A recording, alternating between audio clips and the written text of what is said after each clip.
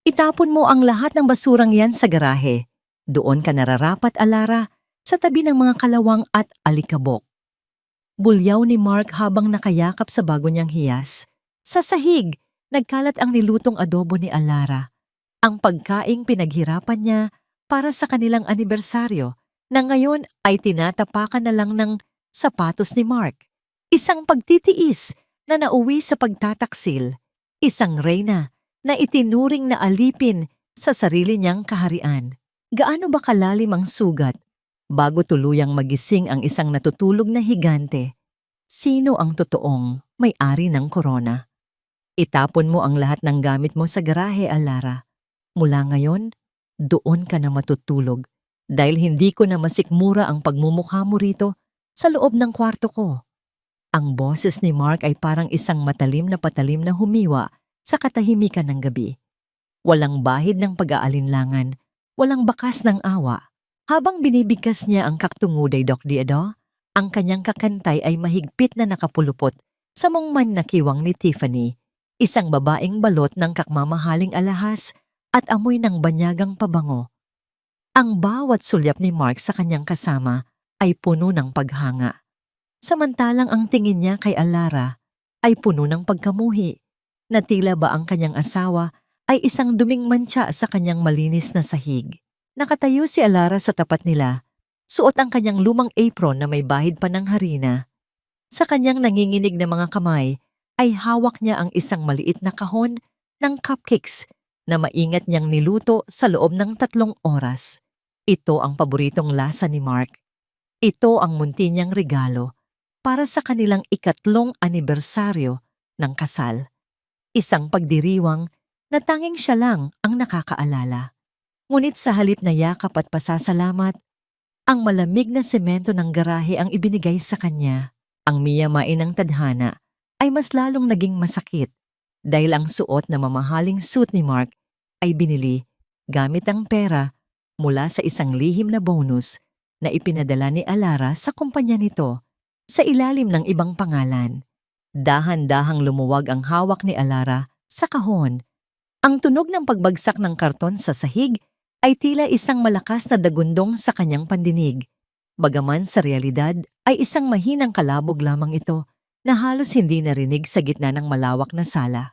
Nagkalat ang mga cupcakes sa maruming sahig. Ang icing na kulay rosas ay nadumihan ng alikabok. Katulad ng kanyang dangal na, ngayon, ay tinatapak-tapakan ng lalaking pinagkatiwalaan niya ng kanyang buhay. Hindi niya magawang gumalaw. Ang bawat hibla ng kanyang pagkatao ay tila naging bato sa tindi ng sakit. Hindi siya makapagsalita. Ang kanyang lalamunan ay tila punong-puno ng mga pira-pirasong bubog na bawat paglunok ay nagdudulot ng matinding hapdi. Nararamdaman niya ang unti-unting panlalamig ng kanyang mga daliri hanggang sa umabot ito sa kanyang puso. Ang bawat tibok nito ay tila isang pagsusumamo na sana ay panaginip lamang ang lahat. Ngunit ang malanding halakhak ni Tiffany ay isang malupit na paalala na ang kanyang bangungot ay nagsisimula pa lamang. Ang hangin sa loob ng kanilang bahay na dati ay puno ng pangarap, ngayon ay tila nananakit sa kanyang balat. Ano pang hinihintay mo? Ayaw kong maabutan ka pa rito paglabas namin. Masyado kang malas sa paningin ko, Alara. Baka pati ang promosyon ko ay mabulilyaso dahil sa aura mong amoy kahirapan. Dagdag pa ni Mark bago tinalikuran ng kanyang asawa nang walang anumang pag-aalinlangan. Ang bawat hakbang ng kanilang mga sapatos palayo ay tila mga pako na ibinabaon sa puso ni Alara. Naiwan si Alara na mag-isa sa gitna ng malawak at marangyang sala na siya rin naman ang lihim na nagbayad. Tumingin siya sa labas, sa madilim at malamig na garahe kung saan ang mga lumang gamit, alikabok at kalawang ang magiging tanging kasama niya sa gabi. Sa gitna ng kanyang pagkasira, isang katanungan ang pilit na kumakawala sa kanyang isipan, isang bulong na nagmumula sa kailaliman ng kanyang kaluluwa. Hanggang kailan mo kayang tiisin ang dilim bago mo maisipang sunugin ang lahat para lamang makakita ng liwanag? Gaano ba kalalim ang dapat na maging sugat bago tuluyang magising ang reynang matagal nang nagpaparaya. Nanginig ang kanyang kamay nang maramdaman niya ang bahagyang pag-uga ng cellphone sa kanyang bulsa. Isang mensahe mula sa kanyang sekretarya sa Global Zenith Holdings ang kuminang sa screen. Nakasulat doon ang mga salitang, "Madam President, the board is waiting for your signature. One word, and the world will know who really owns everything Mark Anthony has." Huminga ng malalim si Alara. Pinunasan ng isang luhang pilit na kumawala sa kanyang mga mata at dahan-dahang naglakad patungo sa garahe. Ang kanyang bawat hakbang ay mabigat, ngunit may kalakip na bagong determinasyon. Hindi siya papasok sa garahe para sumuko, kundi para hintayin ang tamang sandali kung kailan ang lahat ng sakit na ito ay magiging mitya ng kanyang pagbabalik. Ang gabi ay madilim, ngunit sa ilalim ng kanyang mga mata, isang apoy ang nagsisimulang maglaro. Ano pang tinatanga-tanga mo dyan? Akala mo ba bakasyon ang ipinunta mo sa garaheng ito? Magtrabaho ka, Alara. Huwag kang palamunin. Ang tinig ni Doña Aurora ay parang isang matinis na hagupit na bumasag sa katahimikan ng madaling araw. Nakatayo ang matandang babae sa pintuan ng garahe, nakasuot ng kanyang mamahaling robe na gawa sa seda, habang ang kanyang muka ay balot ng puot at pagkadiri. Sa kanyang paanan ay nakasalansan ng dalawang malalaking basket ng mga maruruming damit, mga labada na sadyang tinipon para lamang pahirapan ang kanyang manugang. Napatayo si Alara mula sa kanyang pagkakasandal sa isang lumang gulong ng sasakyan. Ang kanyang likod ay kumikirot dahil sa tigas ng semento na nagsilbing kama niya sa loob ng ilang oras. Ang bawat galaw ng kanyang katawan ay tila may kasamang tunog ng mga butong nagkiskisan sa gitna ng dilim at amoy ng langis ng makina. Ang anyo ni Alara ay malayo sa isang bilyonaryong may-ari ng pinakamalaking korporasyon sa bansa. Ang kanyang buhok ay gulo-gulo, ang kanyang balat ay namumutla sa lamig, at ang kanyang mga mata ay namamaga sa puyat at iyak. Dahan-dahang lumapit si Alara sa basket ng labada. Ang bawat hakbang niya sa malamig na sahig ay tila nagpapadala ng kuryente ng sakit sa kanyang buong katawan. "Opo, Mama. Tatapusin ko po ito agad," mahina niyang sagot. Ang kanyang boses ay halos pabulong na lamang, tila isang kandilang unti-unting nauubos ang ningas. "Huwag mo akong mama. Wala akong anak na kasing pulubi mo." Isang malaking kamalasan ang dinala mo sa pamilyang ito. Kung hindi dahil sa awa ni Mark, matagal ka na sanang nabubulok sa kalsada. Muling bulyaw ni Aurora bago padabog na isinara ang pinto patungo sa loob ng bahay. Ang tunog ng pinto na marahas na itinulak ay umalingaw-ngaw sa buong garahe, isang malakas na paalala na si Alara ay itinuturing na lamang na isang basurang itinapon sa labas. Nagsimulang maglaba si Alara sa gitna ng kadiliman. Ang tubig sa timba ay napakalamig. Tila ba may mga piraso ng yelo na humihiwa sa kanyang mga daliri. Ang tunog ng pagkiskis ng kanyang mga kamay sa tela ay ang tanging musikang naririnig sa paligid. Bawat kusot, bawat piga ay puno ng hirap. Naalala niya ang kanyang ama, ang lalaking nagtayo ng imperyo ng Zenith, na laging nagsasabi sa kanya na ang tunay na yaman ay nasa puso.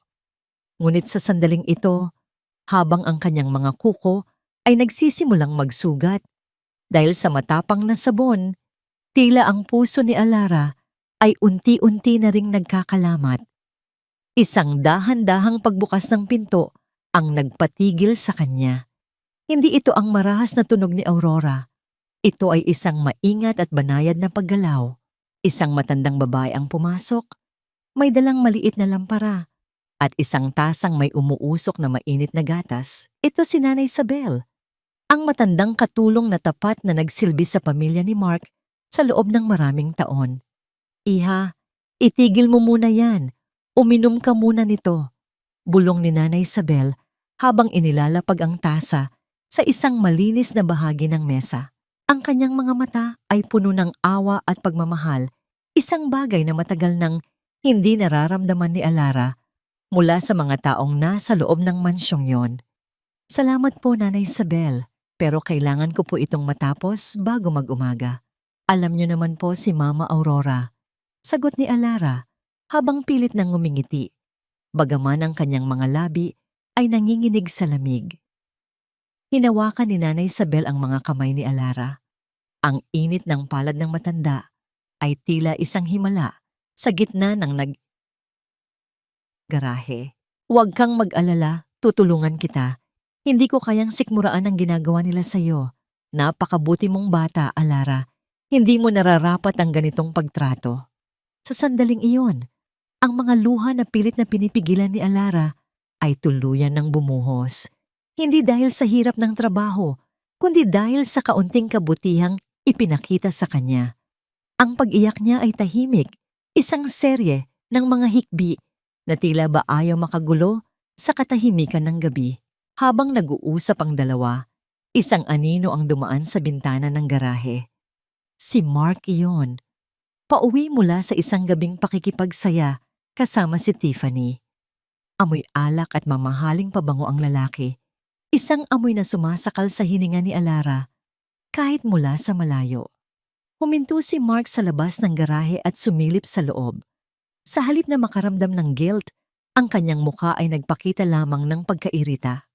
Bakit gising pa kayo? Sabel, bumalik ka sa kwarto mo. At ikaw, Alara, ayusin mo ang paglalaba. Ang amoy ng langis dito sa garahe ay humahalo na sa damit ko. Nakakadiri. Sabi ni Mark nang hindi man lamang tinitingnan ang asawa sa mga mata. Pagkatapos nito, ay naglakad siya palayo. Ang tunog ng kanyang mga hakbang ay puno ng kayabangan. Naiwan silang muli sa garahe. Itinuloy ni Alara ang kanyang pagtatrabaho, ngunit sa pagkakataong ito, ang kanyang isipan ay lumilipad na sa bukas. Kinuha niya ang kanyang cellphone na nakatago sa ilalim ng isang basahan. Sa dilim ng garahe, ang liwanag ng screen ay tila isang bituin sa gitna ng kawalan. Isang email ang pumasok mula sa kanyang chief legal officer. Ang pamagat nito ay, "Final steps for Mark Anthony's dismissal." Ngunit bago pa man niya mabasa ang buong mensahe, isang bigla ang liwanag ang tumama sa kanyang mukha. Ang pinto ng garahe ay muling bumukas ng marahas. Nakatayo doon si Doña Aurora. Ang kanyang mga mata ay nanlilisik habang nakatitig sa mamahaling gadget na hawak ni Alara. Anong hawak mo, Alara? Saan nanggaling ang cellphone na yan? Magnanakaw ka ba? Sigaw ng matanda habang mabilis na lumalapit para agawin ang tanging koneksyon ni Alara sa kanyang tunay na mundo. Napatayo si Alara, pilit na itinatago ang cellphone sa likod niya, ngunit ang kanyang panghihina ay naging hadlang. Ang bawat pagtibok ng kanyang puso ay tila isang tambol na nagbababala ng panganib. Gaano ba katagal bago tuluyang gumuho ang kanyang lihim na pader? At ano ang gagawin ni Aurora kapag nalaman niyang ang babaeng itinapon nila sa garahe ay ang may-ari ng bawat hibla ng yaman na tinatamasa nila ngayon? Nanginig ang mga tuhod ni Alara habang unti-unting lumalapit ang kanyang biyenan. Ang dilim ng garahe ay tila lalong sumikip at ang hangin ay naging mailap. Ibigay mo sa akin yan. Magnanakaw ka talaga, Alara. Saan mo kinuha ang mamahaling cellphone na ito? Ang boses ni Doña Aurora ay parang isang gutom na buwaya habang pilit na inaabot ang kamay ni Alara. Ang kanyang mga mata ay nanlilisik sa inggit nang makita ang kumikinang na screen ng pinakabagong modelo ng smartphone. Isang gadget na kahit ang kanyang anak na si Mark ay hindi pa kayang bilhin ng cash. Sa loob ng madilim na garahe, ang liwanag ng cellphone ay tila isang ebidensya ng isang krimen sa paningin ng matanda. Mabilis na itinago ni Alara ang kanyang kamay sa likuran. Ang kanyang puso ay tumitibok ng mabilis na parang isang ibong nakakulong sa hawla. Ngunit sa halip na magpakita ng takot, pinanatili niya ang kanyang boses na mahinahon at puno ng pagpapakumbaba.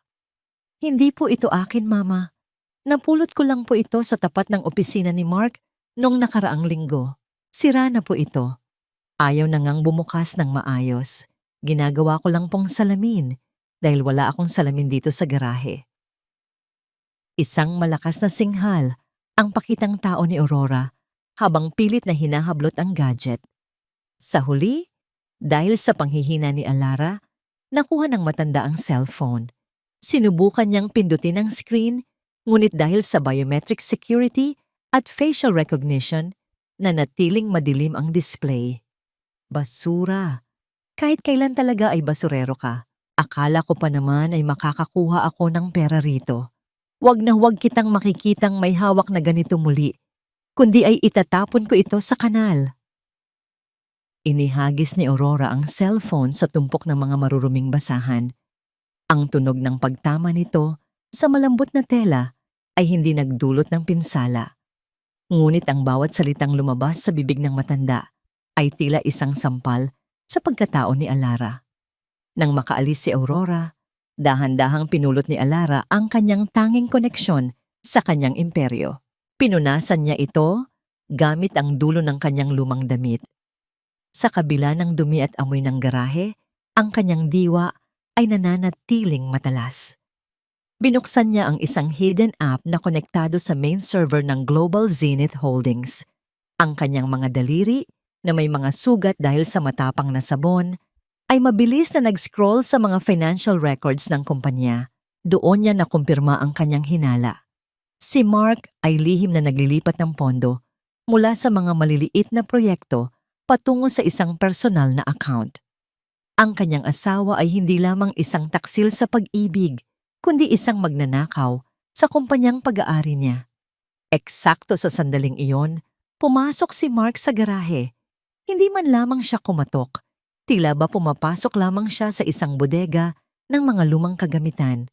May hawak siyang ilang piraso ng papel at isang mamahaling pluma. Ang kanyang mukha ay hindi na nagpapakita ng galit, kundi isang mapanlinlang na ngiti. Ang ngiti na ginagamit niya kapag mayroon siyang kailangan. Alara, my dear wife. Simula ni Mark sa isang tonong puno ng kaplastikan. Ang salitang dear ay tila lason sa pandinig ni Alara. May kailangan ka lang pirmahan dito. Isang simpleng authorization letter lang para sa isang transaction sa bangko. Alam mo namang busy ako sa kumpanya at kailangan ko ng suporta mo bilang asawa ko. Tiningnan ni Alara ang mga papel. Alam niyang ito ay isang proxy document na magbibigay kay Mark ng kapangyarihan na gamitin ang kanyang pangalan para sa mas malalaking transaksyon. Isang patibong, isang paraan para gamitin ang kanyang pagkatao upang pagtakpan ang mga ilegal na gawain nito. Ngunit sa halip na tumanggi, kinuha ni Alara ang pluma. Ang kanyang kamay ay nanginginig, ngunit ang kanyang isipan ay kalmado. Para sa promotion mo ba ito, Mark? Tanong ni Alara habang nakatitig sa mga mata ng asawa. Oo naman, para sa atin din ito. Kapag naging VP na ako, makakaalis ka na sa garaheng ito. Hindi ba't yun ang gusto mo? Sagot ni Mark habang hindi mapakali ang kanyang mga mata. Pinirmahan ni Alara ang papel. Ang bawat kurba ng kanyang pirma ay tila isang hatol na isinusulat niya para sa kinabukasan ni Mark. Hindi alam ng lalaki na ang bawat dokumentong pinapapirmahan niya ay sinusubaybayan na ng mga abogado ni Alara sa kumpanya. Hinahayaan niya si Mark na maghukay ng sarili nitong libingan. Pagkaabot ng papel, mabilis na tumalikod si Mark. Tila ba natapos na ang kanyang tungkulin sa isang hayop. Ngunit bago siya makalabas, huminto siya at lumingon ng may mapanuring tingin. Nga pala, huwag mong kakalimutang linisin ang mga sapatos ni Tiffany bukas. May malaking party sa Global Zenith sa susunod na linggo. Gusto kong magmukhang katulong ka talaga kapag nag-serve ka roon. Huwag mong ipapahiya ang pangalan ko sa harap ng mga boss ko. Naiwan si Alara sa gitna ng garahe. Hawak ang kanyang cellphone na muling umilaw. Isang notification ang lumitaw sa screen. Funds transfer to Mark Anthony's account detected. Evidence secured. Niyakap ni Alara ang kanyang sarili habang ang lamig ng gabi ay muling bumabalot sa kanya. Isang mapait na ngiti ang sumilay sa kanyang mga labi habang nakatingin sa malayo. Gaano kaya kasakit ang pagbagsak ng isang taong nangarap lumipad gamit ang mga pakpak na ninakaw lamang? Hanggang kailan mananatiling bulag ang isang magnanakaw sa katotohanang ang kanyang biktima ang siyang humahawak sa susi ng kanyang bilangguan? Isang malakas na kulog ang umalingaw-ngaw sa kalangitan na tila ba sumasang-ayon sa madilim na planong unti-unti nang nabubuo sa puso ng reyna ng garahe. Darcy, suotin mo ito at huwag kang mag-iinarte. Siguraduhin mong mukha kang katulong dahil iyon naman talaga ang papel mo sa buhay ko ngayon. Inihagis ni Mark ang isang plastik na naglalaman ng isang kupas at gasgas na uniforme ng katulong sa paanan ni Alara. Ang tela nito ay magaspang, malayo sa mga sutla at mamahaling tela na nakasanayan ng balat ni Alara bilang CEO ng Global Zenith. Sa gilid ni Mark, nakatayo si Tiffany na tila isang reyna sa kanyang kumikinang na gown na kulay ginto. Ang kanyang mga labi ay nakakurba sa isang mapang-uyam ng ngiti habang pinagmamasdan ang kahabag-habag na kalagayan ng asawa ni Mark. Dahan-dahang pinulot ni Alara ang uniforme. Ang bawat hibla ng magaspang na tela ay tila mga tinik na tumutusok sa kanyang mga palad. Isang matinding pait ang gumapang sa kanyang lalamunan habang naiisip na sa mismong gabi ng anibersaryo ng kumpanyang itinayo ng kanyang ama. Papasok siya rito, hindi bilang may-ari, kundi bilang isang alipin ng kanyang sariling asawa. Ngunit sa ilalim ng kanyang pananahimik, ang kanyang isipan ay tila isang malalim na dagat na naghahanda para sa isang dambuhalang tsunami. Nakarating sila sa marangyang ballroom ng Zenith Towers. Ang bawat sulok ng silid ay naglalabas ng yaman at kapangyarihan. Mga kristal na chandelier na tila mga bituin, ang amoy ng mga sariwang bulaklak mula sa ibang bansa, at ang tunog ng banayad na musika ng biolin. Ngunit para kay Alara, kailangang dumaan siya sa service entrance sa madilim at mabahong pasilyo kung saan ang mga basurero at dishwasher ang kasama niya. Alara, dalhin mo rito ang tray ng champagne. Bilisan mo, napakabagal mo talagang kumilos. Sigaw ni Tiffany sa gitna ng ballroom, sapat na malakas upang lumingon ng ilang mga panauhin. Naglakad si Alara patungo sa kanila. Hawak ang mabigat na tray. Ang kanyang mga paa ay kumikirot sa loob ng murang sapatos na ibinigay ni Aurora. Habang papalapit siya, sadyang iniunat ni Tiffany ang kanyang binti. Ang pagkatisod ni Alara ay nagdulot ng pagyanig ng tray at ang ilang patak ng mamahaling alak ay tumalsik sa sapatos ni Tiffany. Isang matinding katahimikan ang bumalot sa paligid. Ang mukha ni Tiffany ay agad na nagpakita ng pekeng galit. You clumsy idiot! Tignan mo ang ginawa mo sa sapatos ko. Mark, tignan mo ang asawa mong basurero. Sinira ang gabi ko. Lumapit si Mark ng may nanlilisik na mga mata. Sa harap ng mga elite ng lipunan, sa harap ng mga taong nais niyang hangaan siya, nakaramdam siya ng matinding kahihiyan dahil kay Alara. Lumuhod ka. Malamig na utos ni Mark. Ang kanyang boses ay walang bakas ng pag-aalinlangan. Lumuhod ka at linisin mo ang sapatos ni Tiffany gamit ang mga kamay mo. Ngayon din. Ang mga panauhin ay nagsimulang magbulungan. Ang ilan ay naaawa. Ngunit ang karamihan ay nanonood lamang na tila isang palabas sa telebisyon. Dahan-dahang lumuhod si Alara sa malamig na marmol na sahig. Ang kanyang mga tuhod ay tumama sa matigas na semento. Isang pakiramdam na pamilyar na sa kanya dahil sa pananatili sa garahe. Habang ginagamit niya ang dulo ng kanyang uniforme para linisin ang sapatos ng kabit ng kanyang asawa, naramdaman niya ang matitinding sulyap ng mga tao sa paligid. Ngunit sa gitna ng kanyang pagluhod, tila tumigil ang mundo ni Alara. Isang matandang lalaki na may hawak na baso ng whiskey ang huminto sa kanyang tapat. Ito si Mr. Harrison, ang pinakamatandang miyembro ng Board of Directors ng Global Zenith. Ang taong nakakilala kay Alara mula noong siya ay bata pa lamang. "Wait a minute," bulong ni Mr. Harrison. Ang kanyang boses ay puno ng pagtataka at pagkalito. "That face! Those eyes!" Bahagyang itinaas ni Alara ang kanyang ulo. Ang kanyang mga mata ay nagtagpo sa paningin ng matanda. Isang mabilis na pagkislap ng pagkilala ang dumaan sa pagitan nila. Ang kamay ni Mr. Harrison ay nanginig, halos mabitawan ang kanyang baso. Ang katahimikan sa paligid ay naging mas lalong mabigat. Tila ba ang hangin ay naging kuryente na handang sumabog anumang sandali. Is it really you?" Ang tanong ni Mr. Harrison na halos pabulong, sapat na upang marinig ni Mark na nooy nakatayo sa tabi. Lumingon si Mark. Ang kanyang noo ay kumunot sa pagtataka. "Mr. Harrison, kilala niyo ba ang katulong na ito? Pasensya na po. Sadyang tanga lang talaga ang babaeng yan." Ngunit hindi sumagot si Mr. Harrison kay Mark. Ang kanyang paningin ay nanatiling nakapako sa babaeng nakaluhod sa sahig, sa babaeng itinuturing nilang basura. Ngunit sa katotohanan ay ang siyang nagpapakain sa kanilang lahat. Isang malakas na katanungan ang nabuo sa isipan ng lahat. Anong mangyayari kapag ang lihim na matagal nang itinago ay biglang nabunyag sa harap ng pinakamakapangyarihang tao sa bansa? Ang bawat tibok ng puso ni Alara ay tila isang babala. Ang laro ay malapit nang matapos at ang bawat isa sa kanila ay walang ideya kung gaano kalaki ang pagkakamaling kanilang nagawa. "Huwag mong kakalimutan kung nasaan ka nanggaling, Alara. Kung hindi dahil sa akin, baka hanggang ngayon ay namumulot ka pa rin ng tira-tirang pagkain sa kalsada.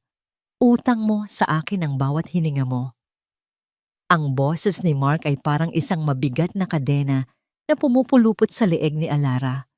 Nakatayo ang lalaki sa harap ng salamin sa kanilang marangyang silid. Habang si Alara ay nakaluhod sa sahig, tinitahi ang isang maliit na punit sa mamahaling jacket ni Mark. Habang ang kanyang mga daliri ay maingat na nagpapasok ng karayom sa tela. Ang bawat salita ni Mark ay tila isang baon ng pako sa kanyang dibdib. Isang masakit na kabalintunaan ang tanawing ito. Habang ang asawa ay abala sa pagbibilang ng kanyang mga sakripisyo, ang babaeng itinuturing niyang palamunin ay ang siyang dahilan kung bakit may bubong na nakasapi sa kanyang ulo. Si Alara, sa kabila ng panghihina ng katawan, ay piniling tapusin ang pag-aayos ng damit ni Mark. Isang huling kilos ng pagmamahal na unti-unti nang nauubos ang saysay. Ang katahimikan ni Alara ay hindi tanda ng pagsang-ayon, kundi isang tahimik na pagluluksa para sa lalaking dati niyang minahal. Nararamdaman ni Alara ang panginginig ng kanyang mga kamay. Ang bawat pagtusok ng karayom sa matigas na tela ay nagpapaalala sa kanya ng mga salitang binitawan ng kanyang ama bago ito pumanaw. "Humanap ka ng taong mamahalin ka dahil sa iyong pagkatao, hindi dahil sa iyong yaman, Ara."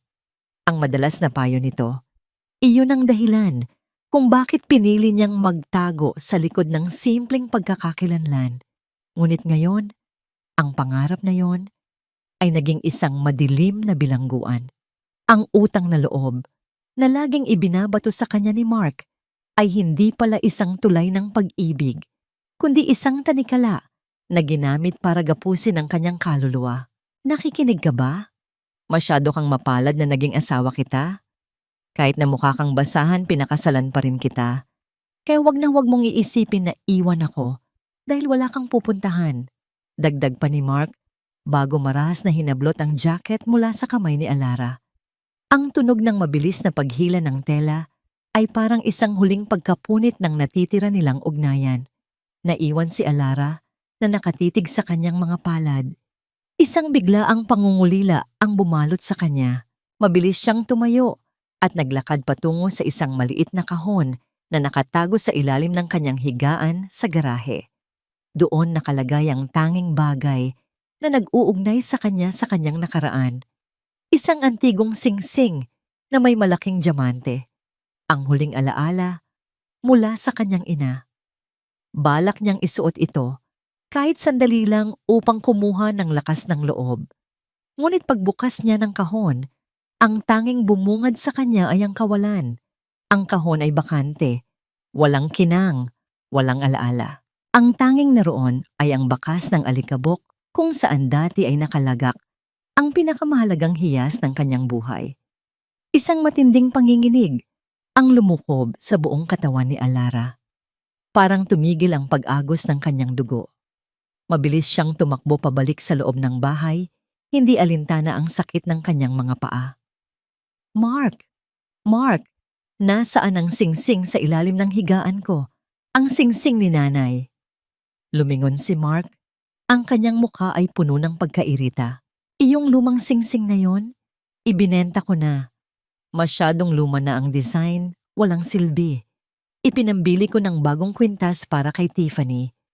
Mas kailangan niya iyon para sa susunod na event ng kumpanya. Huwag kang mag-alala. Malaking tulong din ang nakuha ko roon para sa down payment ng bagong kotseng gusto ko.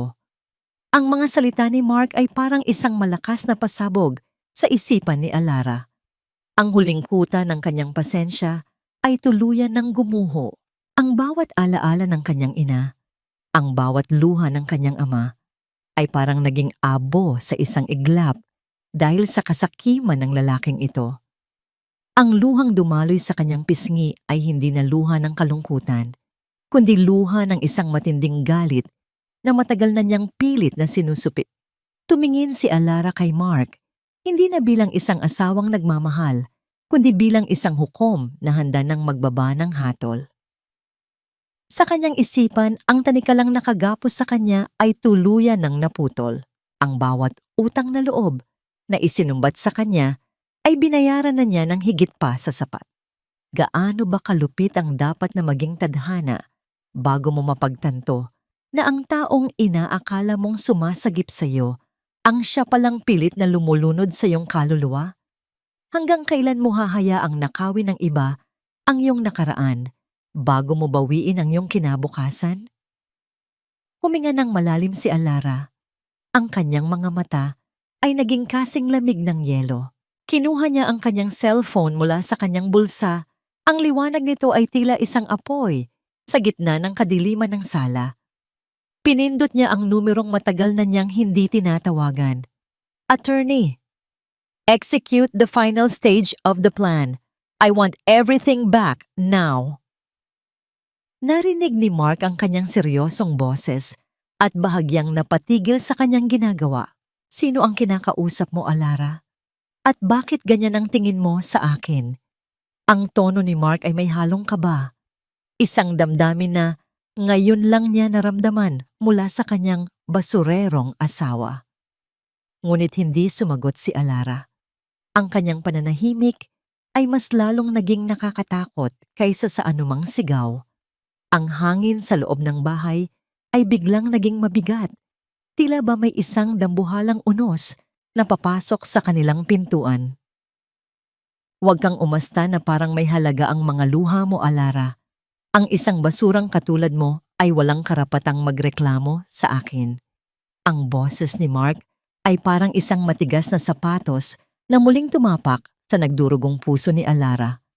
Habang binibigkas niya ang mga salitang ito, abala si Alara sa paglilinis ng mga putik sa sapatos ni Mark. Ang sapatos na gagamitin nito para sa isang dinner meeting kasama ang mga matataas na opisyal ng Zenith. Sa kabila ng katotohanang ibinenta ni Mark ang huling alaala ng kanyang ina, narito pa rin si Alara. Nakaluhod, nagsisilbi, tila isang anino na ayaw bumitaw sa huling hibla ng kanyang pangako sa kasal. Ang bawat kuskos niya sa semento ay tila isang pagtatangkang burahin ang dumi. Hindi lamang sa sapatos, kundi sa pagkatao ng asawa niyang unti-unti nang nilalamon ng kasakiman. Nararamdaman ni Alara ang bigat ng bawat hininga. Ang hangin sa garahe ay puno ng amoy ng ulan at kalawang, isang kombinasyon na tila sumasakal sa kanyang dibdib. Ang kanyang mga mata, na dati ay puno ng ningning ng pag-asa, ngayon ay tila dalawang tuyong balon na wala nang mailabas na luha. Ang katahimikan niya ay hindi natanda ng kahinaan, kundi ang katahimikan bago ang isang malakas na pagsabog ng damdamin. Ang kanyang mga daliri ay nanginginig habang hinahawakan ang sintas ng sapatos. Naaalala ang mga araw na ang mga kamay na ito ay magkahawak pa sa ilalim ng sinag ng araw. Tumingala si Alara. Ang kanyang paningin ay diretso sa mga mata ni Mark na puno ng pagmamataas.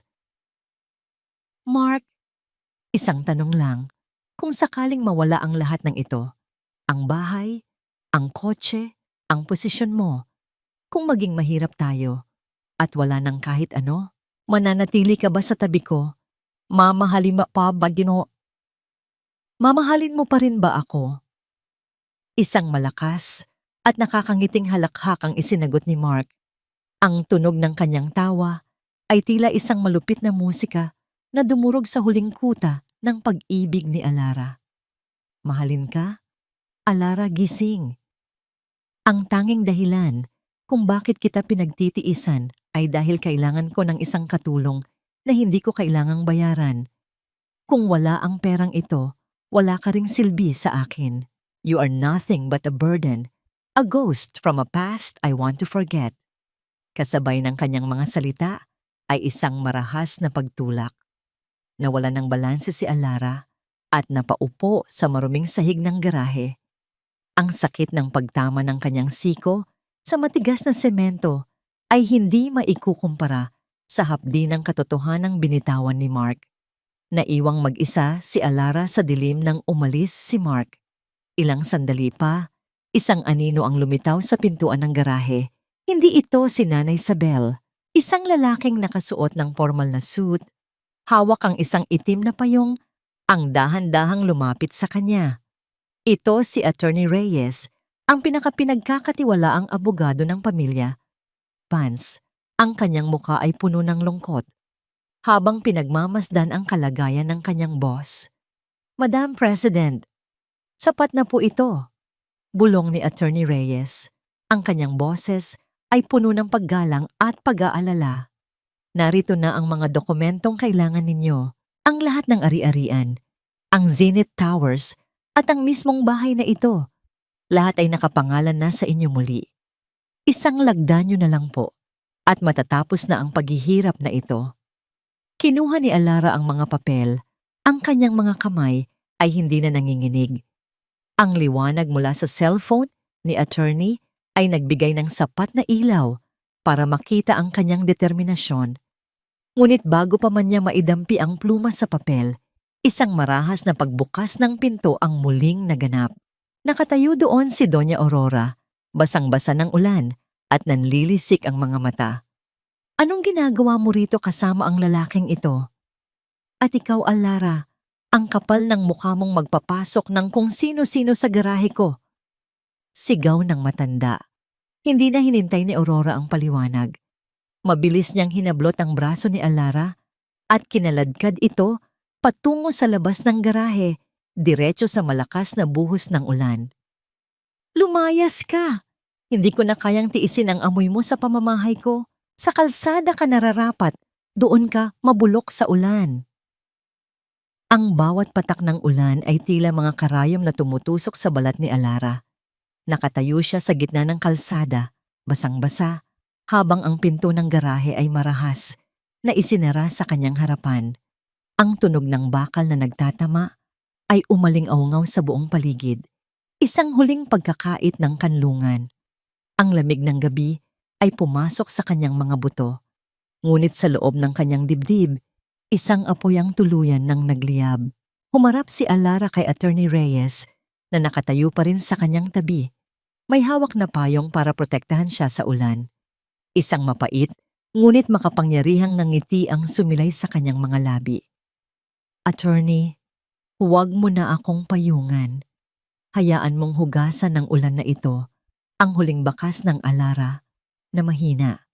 Sabi niya sa isang boses na kasing tatag ng bakal. Bukas, pagising nila, titiyakin nating wala na silang babalikan. Sisiguraduhin nating ang bawat luhang ibinuhos ko sa garaheng iyan ay babayaran nila ng higit pa sa kanilang buhay. Gaano kaya katamis ang paghihiganti kapag ang taong itinapon mo sa putik ay siya palang may hawak ng langit na iyong tinitingala. Hanggang kailan mananatiling nakasara ang pintong iyan bago mo mapagtanto na ikaw na pala ang nasa labas ng sarili mong kaligayahan. Ang ulan ay lalong lumakas. Tila ba sumasabay sa damdamin ng babaeng ngayon ay handa na sa kanyang pagbabalik. Pago, malas ka talaga sa buhay ko, Alara. Simula nang dumating ka, gumuho ang lahat ng pinaghirapan ko. Isang sumpa ang presensya mo sa pamilyang ito. Ang bulyaw ni Mark ay tila isang malakas na kulog na nagpayanig sa mabuhay na dingding ng dampa ni Nanay Isabel. Nakatayo ang lalaki sa harap ng pintuan. Ang kanyang mukha ay pulang-pula sa galit, habang ang kanyang mga kamay ay mahigpit na nakakuyom. Kagagaling lang niya sa opisina, bitbit ang balitang hindi niya matanggap. Ang kanyang pinapangarap na proyekto sa Global Zenith ay biglang itinigil ng Board of Directors nang walang malinaw na paliwanag. Para kay Mark, ang pagbagsak ng kanyang pangarap ay walang ibang sisisihin kundi ang babaeng kasalukuyang nakahiga sa isang manipis na banig, nanginginig sa taas ng lagnat matapos palayasin sa garahe kagabi. Dahan-dahang imulat ni Alara ang kanyang mga mata. Ang bawat kurap ay tila isang matinding pasakit dahil sa bigat ng kanyang ulo. Sa gitna ng kanyang panghihina, nararamdaman niya ang init ng basang bimpo sa kanyang noo na inilagay ni Nanay Isabel. Isang masakit na kabalintunaan na sa kabila ng lahat ng kanyang yaman, sa isang maliit at tumutulong dampa niya, nahanap ang tunay na kalinga. Ang bawat salita ni Mark ay tila mga palaso na tumutusok sa kanyang kaluluwa.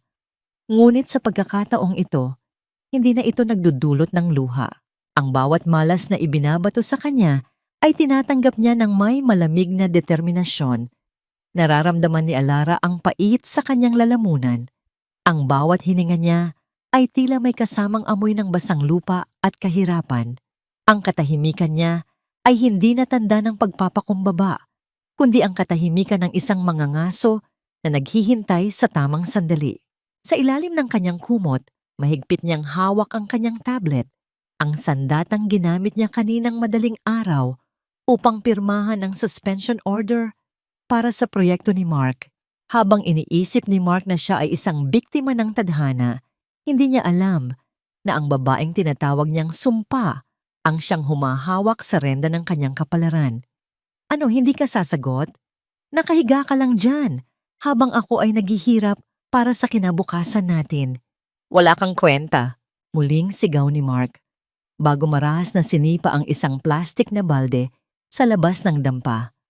Ang tunog ng pagtalbog ng plastik sa lupa ay umaling-awngaw sa paligid, isang huling pagpapakita ng kanyang kawalan ng respeto.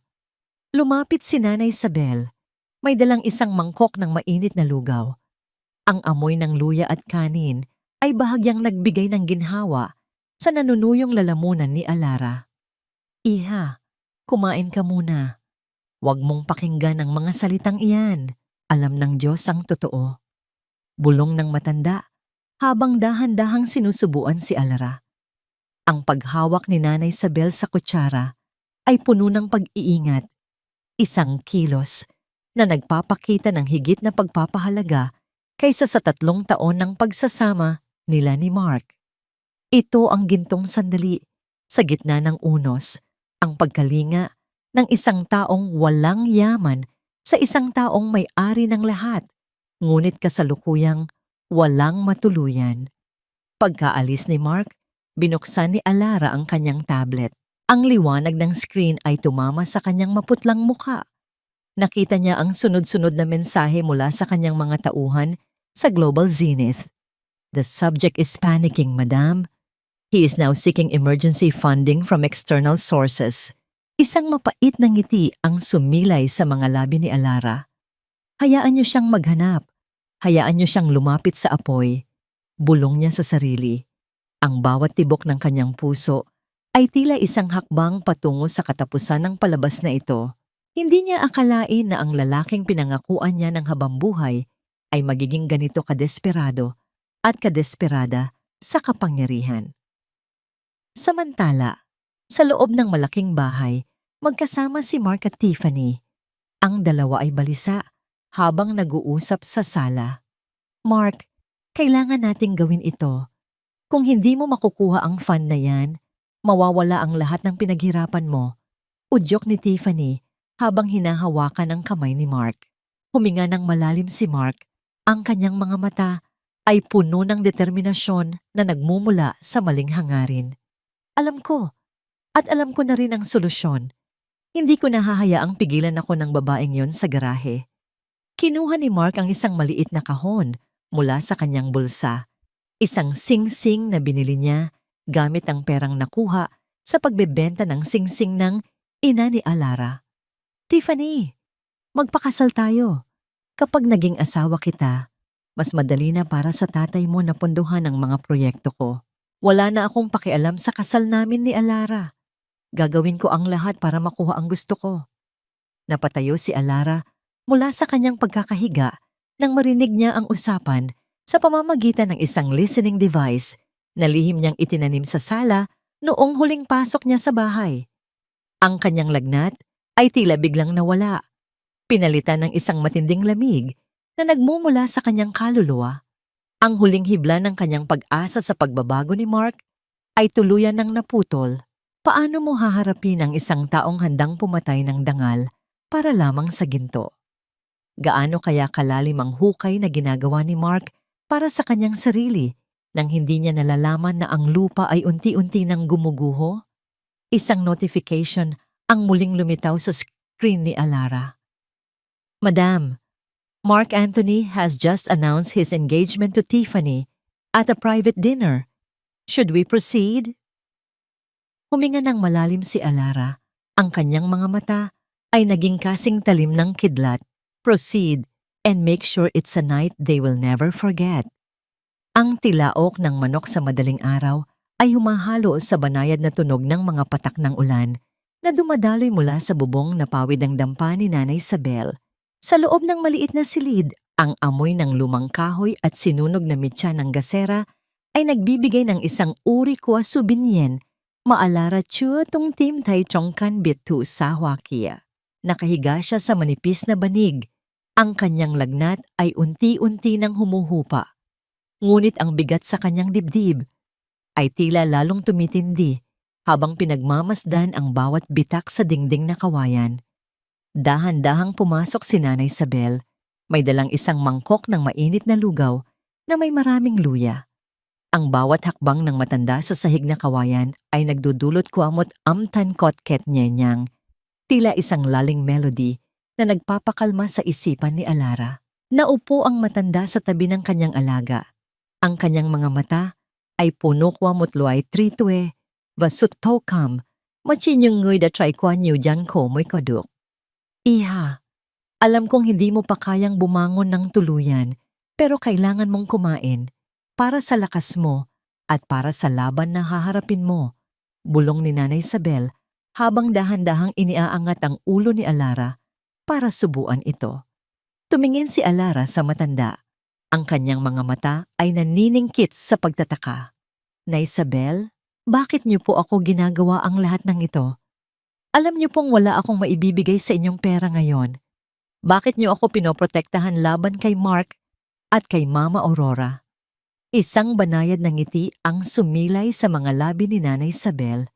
Ibinaba niya ang mangkok at hinawakan ang malamig na kamay ni Alara. Alara, matagal ko nang alam kung sino ka. Hindi mo ba ako natatandaan?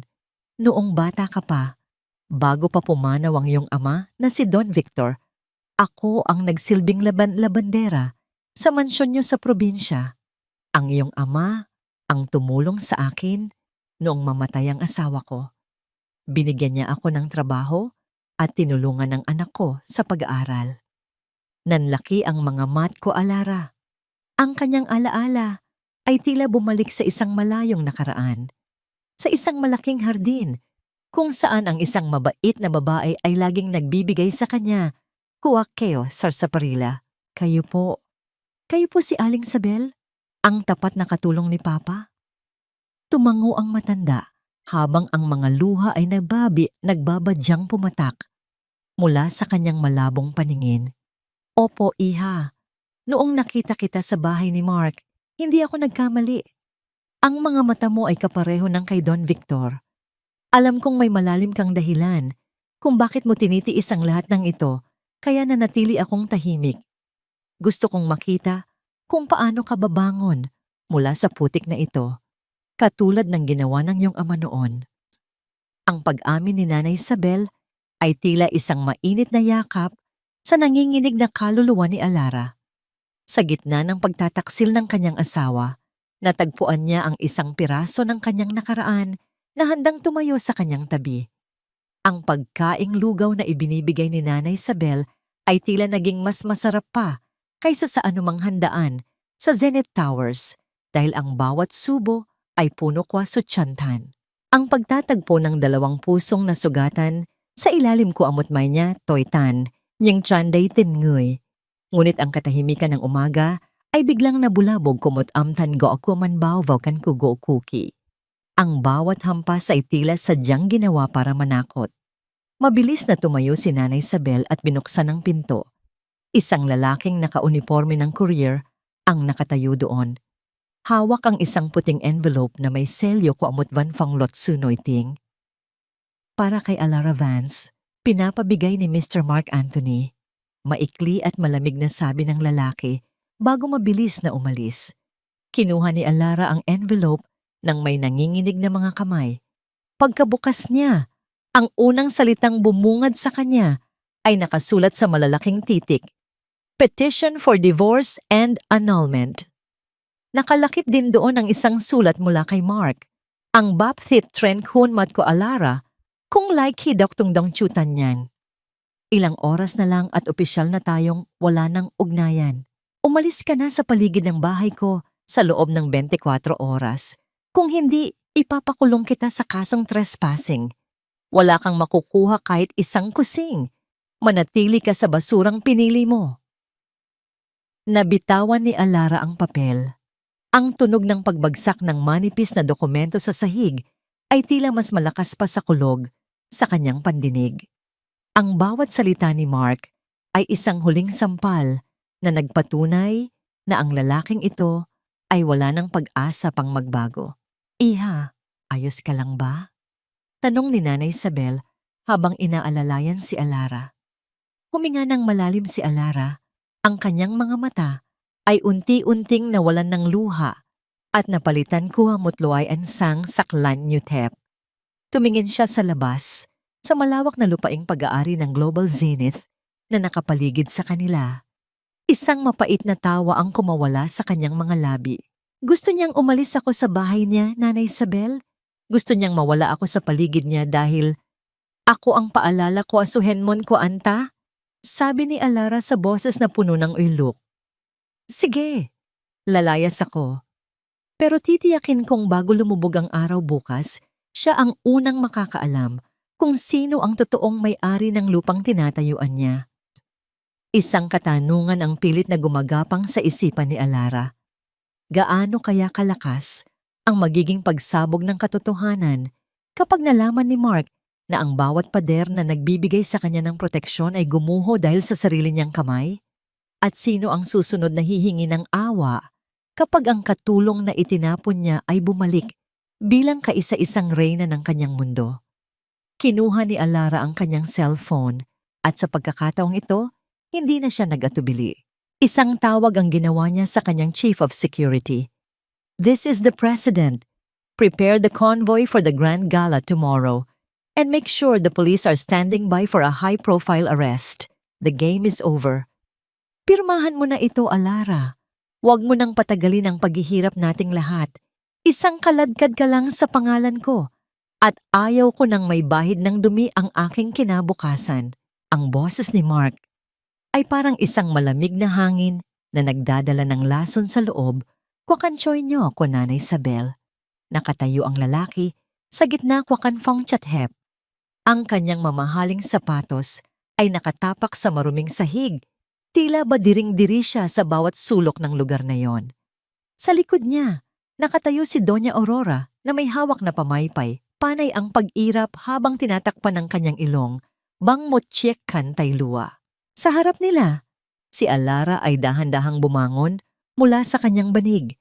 Ang kanyang katawan ay mahina pa rin, ngunit ang kanyang mga mata ay naging kasing linaw. Kuwamat homoatu. Inilapag ni Mark ang isang makapal na dokumento sa ibabaw ko Chikban Gokuki. Ang bawat pahina nito ay puno, wakakdiw kwantan niyan. Isang kasunduan na nagsasabing walang makukuha kahit isang sentimo si Alara. At kailanman ay hindi niya maaaring gamitin ang apelyido ni Mark. Ito ay hindi lamang isang papel ng paghihiwalay. Ito ay isang sertipiko, Kuwasuruwongbo Huantuan. Habang tinititigan ni Alara ang puting papel, nararamdaman niya ang panginginig, kwakak daw ngangtay. Hindi dahil sa takot, kundi dahil sa matinding puot na unti-unting namumuo sa kanyang dibdib. Bakit kailangan ngayon, Mark? Hindi ba sapat na pinalayas niyo ako sa garahe? Mahinang tanong ni Alara. Ang kanyang boses ay tila isang pabulong na panalangin sa gitna kuwamot kunbao. Masyado kang ambisyosa, Alara. Singit ni Doña Aurora habang iwinagayway ang kanyang pamaypay. Gusto mong manatiling kasal sa anak ko para makahingi ng pera sa hinaharap? Isang palamunin na gaya mo, dapat lang na mawalan ng karapatan. Pirmahan mo na yan para makapagpakasal na si Mark kay Tiffany. Doon kami sa pamilyang may yaman at dangal, hindi sa isang basurerong gaya mo. Ang bawat salita ko ba, Aurora, ay parang mutnyat daw dambavet tung chulan ko, Alara. Ang kaplastikan ko jadinay, dadak din dindim. Habang tinitingnan niya si Mark, naalala niya ang bawat gabi na ipinagluluto niya ito, ang bawat sakripisyo niya para suportahan ang karera nito sa kumpanyang siya rin naman ang may-ari. Ang lahat ng iyon ay naging abo sa harap ko sa Tamlam Vodaynay. Kinuha ni Alara ang pluma. Ang tunog ng pagdampi, kwangoy butlen matjay, nyam tao ramot kamjak ron ngoy. Tila ba ito ang huling hininga kwa kukhon niyang toynatnay? Bawat kurba kawatsuki kwa ko, lamotloy tuwing bo tuyo. Hindi alam ni Mark na sa pagpirma ni Alara, hindi ang babae ang nawalan, kundi ang lalaki ang opisyal na nagtakwil sa kanyang kaisa-isang tagapagligtas. Isang misteryosong ngiti ang sumilay sa mga labi ni Alara habang ibinibigay ang papel kay Mark. Isang ngiting tila nagsasabing, "Salamat sa pagpapalaya sa akin." Ayan, tapos na. Wala na tayong ugnayan, sabi ni Mark nang makuha ang papel. Ang kanyang mukha ay nagliwanag sa tuwa na tila nanalo sa loterya. Ngayon, maaari ka nang mabulok dito kasama ang matandang ito. Huwag mo na kaming muling tatawagan o lalapitan. Ang tunog ng kanilang mabilis na pag-alis ay sinundan ko amot suimlang dangso. Ang bawat hakbang nila, palayo sa dampa, ay tila mga huling patak kwamot kun mudok high. Nang mawala na sila sa paningin, dahan-dahang tumayo si Alara. Ang kanyang panghihina ay tila naglaho. Pinalitan kwamot ngoon ng lungoy queen manme. Kinuha niya ang kanyang cellphone mula sa ilalim kwagoy.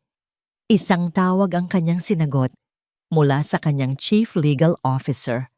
Madam, the signing is done on our end too. All of Mark Anthony's personal accounts are now frozen pending investigation for embezzlement. And the invitations for the grand gala have been sent out. You are the guest of honor. Ulat ng boses sa kabilang linya. Huminga ng malalim si Alara. Ang kanyang mga mata ay tumingin sa malayo, sa matatayog na gusali, kwa Zenith Towers na kumikinang sa ilalim koan ng banmay. Handa na ang lahat para sa grand gala bukas, madam. Bulong niya sa kanyang sarili. Inuulit ang mga salitang narinig.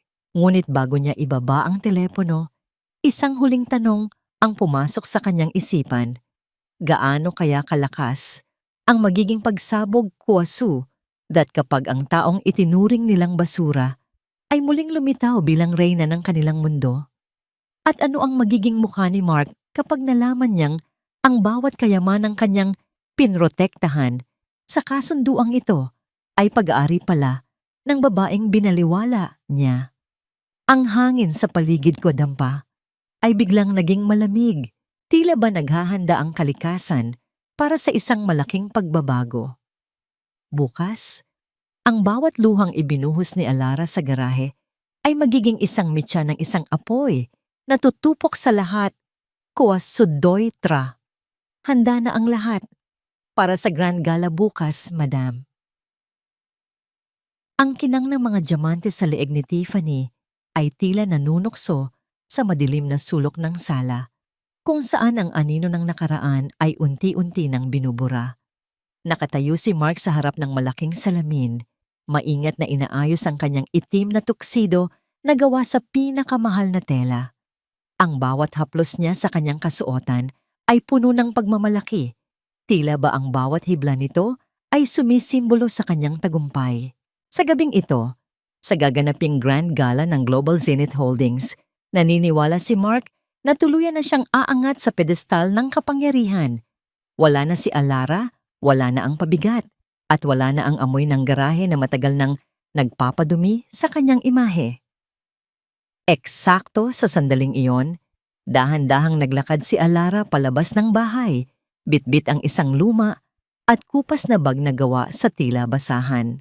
Ang kanyang hitsura ay larawan ng isang taong talo sa laban.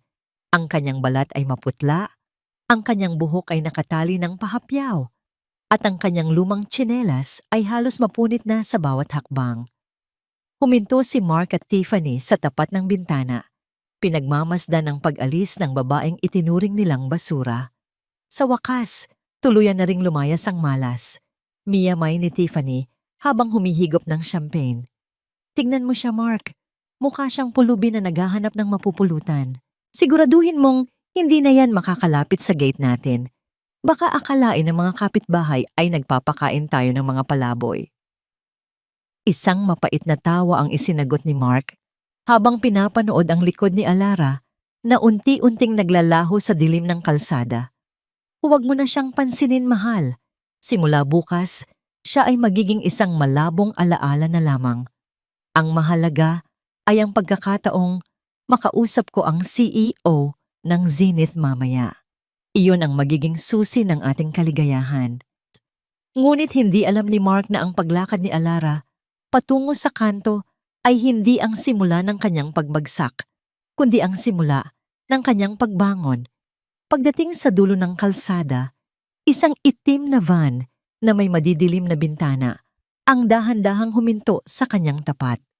Bumukas ang pinto at lumabas ang dalawang lalaking nakasuot ng formal na uniforme na may kasamang matinding paggalang sa kanilang mga kilos.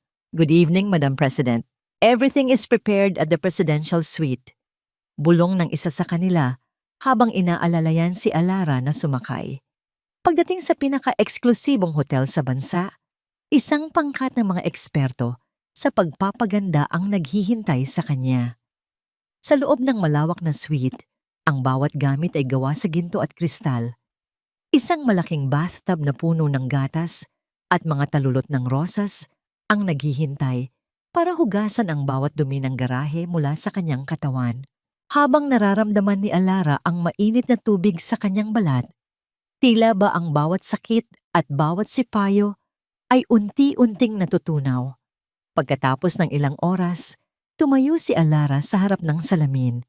Ay dumating na. Wala na ang babaeng may amoy ng langis at alikabok.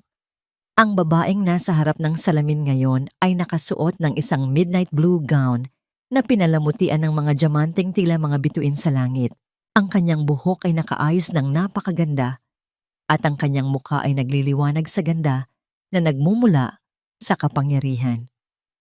Ngunit ang pinakakapansin-pansin ay ang kanyang mga mata. Ang mga mata na dati ay puno ng luha, ngayon ay puno ng isang malamig at matalas na determinasyon. Hinawakan niya ang kanyang mga palad at bagaman may mga bakas pa rin ng sugat mula sa matapang na sabon ng labada, alam niyang ito ang kanyang mga sugat ng digmaan. Handa na ang lahat, Madam President, sabi ni Attorney Reyes na pumasok sa silid. Ang bawat transaksyon ni Mark ay nasa ilalim na ng ating kontrol. Ang kailangan na lamang ay ang inyong presensya.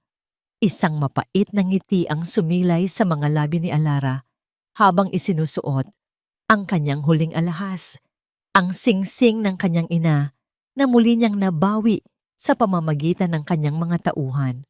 Proceed and let them feel the weight of the crown they tried to steal.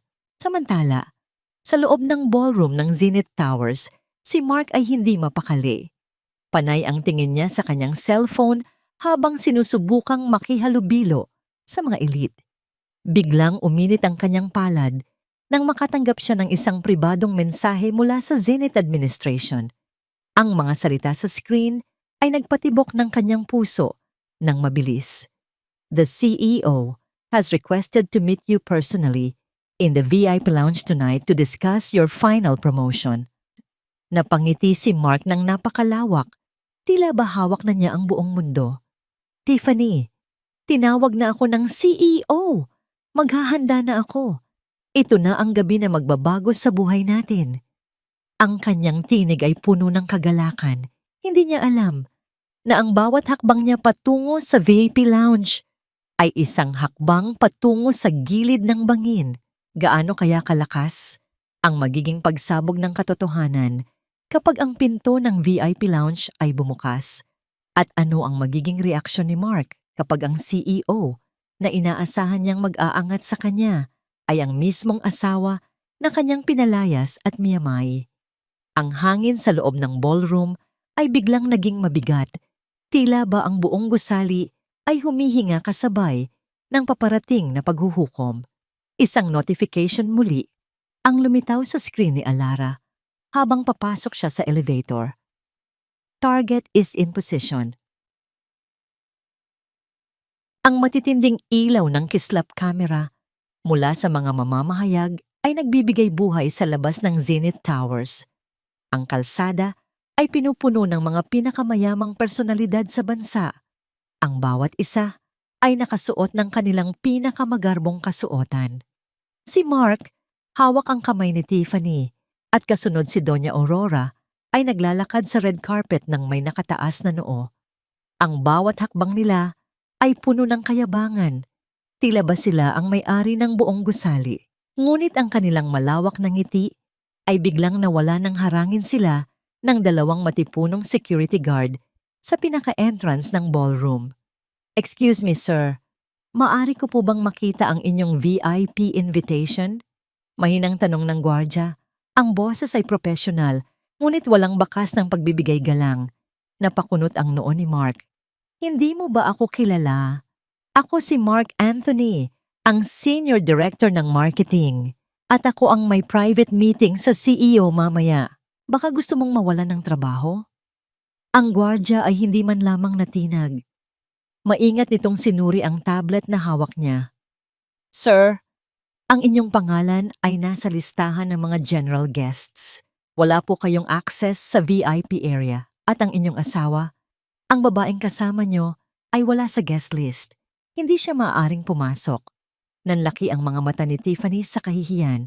Ang mga tao sa paligid ay nagsimulang magbulungan at ang init ng pagkapahiya ay mabilis na umakyat sa mukha ni Doña Aurora. Ano ba ito, Mark? Bakit tayo ginaganito? Ginagawa nila tayo ng eskandalo. Reklamo ng matanda habang sinusubukang itago ang sarili gamit ang kanyang pamaypay. Bago pa man makapagsalita si Mark upang igiit ang kanyang karapatan, isang bigla ang katahimikan ang bumalot sa paligid. Ang tunog ng usapan ay huminto. Pinalitan ng isang sabay-sabay na paghinga ng paghanga mula sa karamihan.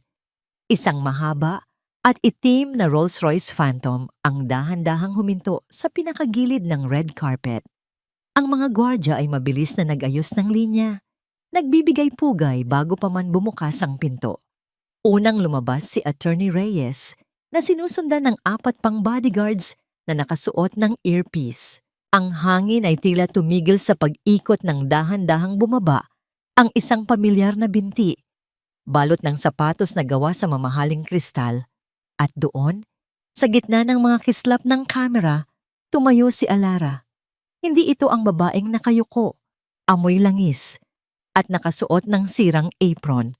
Ito ang tunay na Alara Vance. Ang kanyang midnight blue gown ay kumikinang sa bawat galaw niya. Ang kanyang buhok ay maayos na nakapusod na nagpapakita ng kanyang makinis na leeg at ang mamahaling kwintas na nagkakahalaga ng milyon-milyon.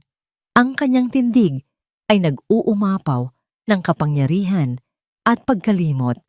Ang bawat hakbang niya palapit sa entrance ay sinasamahan ng pag-atras ng mga tao. Tila ba nagbibigay daan para sa isang diyosa na bumaba sa lupa. Nang makita ni Mark ang babae, ang kanyang puso ay halos tumigil sa pagtibok.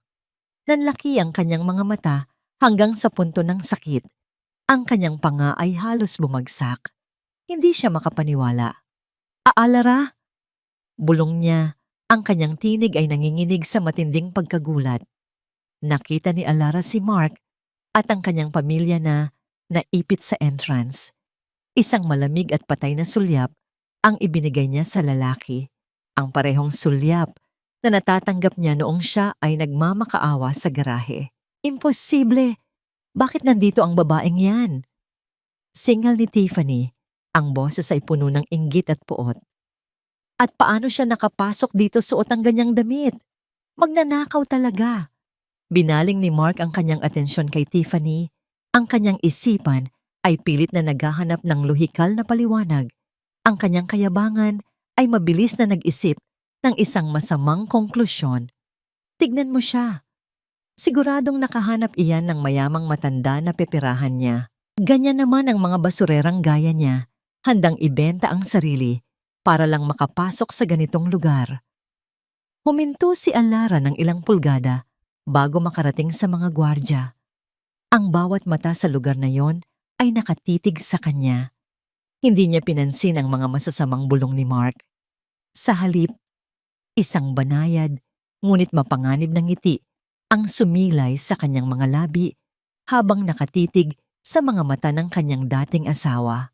Ang sandaling nagtagpo ang nakaraan at kasalukuyan. Habang naghihintay ang lahat sa susunod na mangyayari, ang pinuno ng security team ay naglakad ng mabilis patungo kay Alara. Sa harap ng lahat, sa harap ni Mark, Tiffany at Doña Aurora, ang matipunong gwardya na humarang sa kanila kanina ay dahan-dahang yumuko. "Good evening, Madam President. Welcome back to your company." Malakas na pahayag ng pinuno ng security, sapat na upang marinig ng lahat ng nakapaligid. Ang katahimikan na sumunod ay nakakabingi. Ang bawat salita ay tumagos sa isipan ni Mark na parang isang malamig na kutsilyo.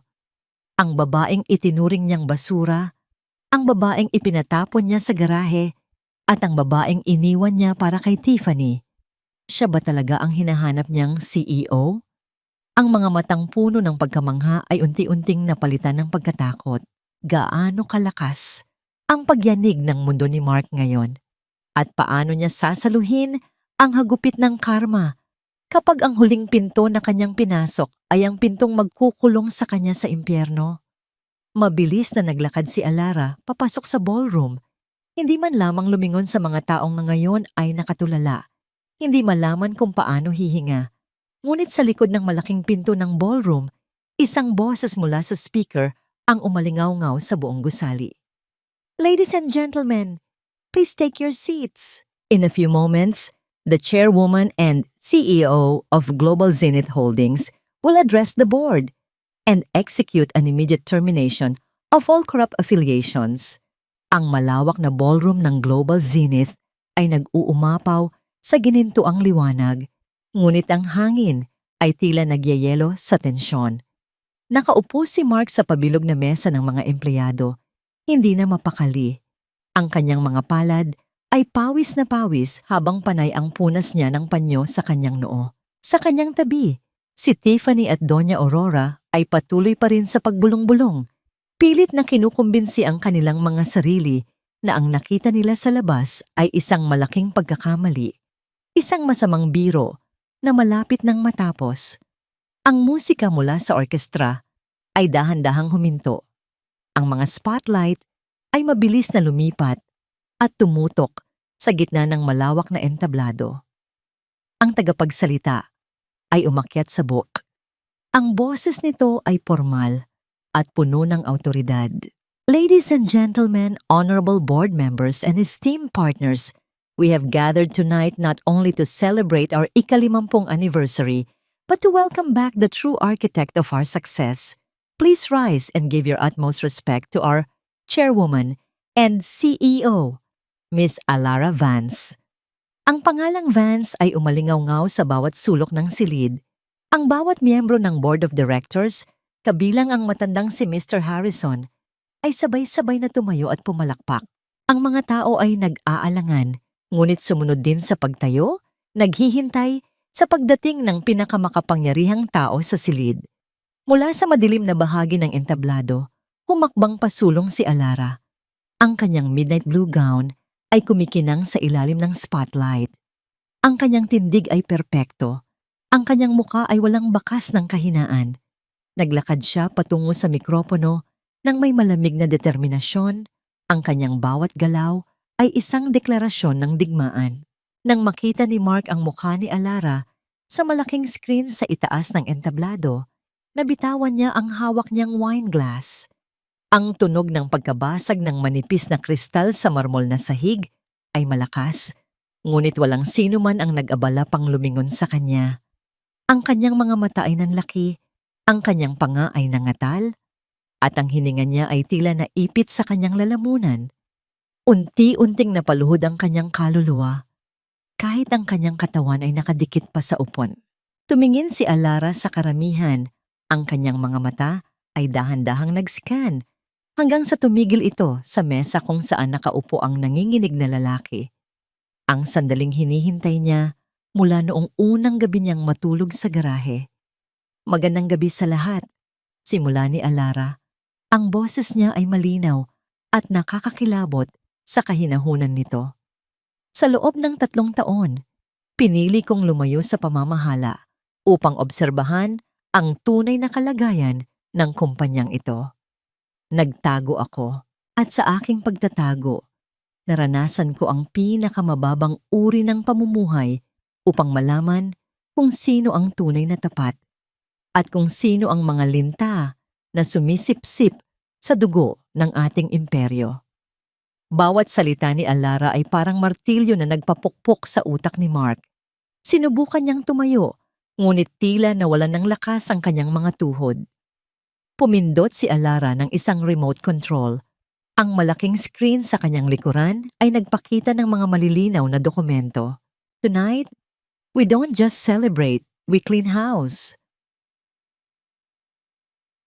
Pagpapatuloy niya, ipinakita sa screen ang mga bank transfers, mga pekeng kontrata, at mga palitan ng mensahe.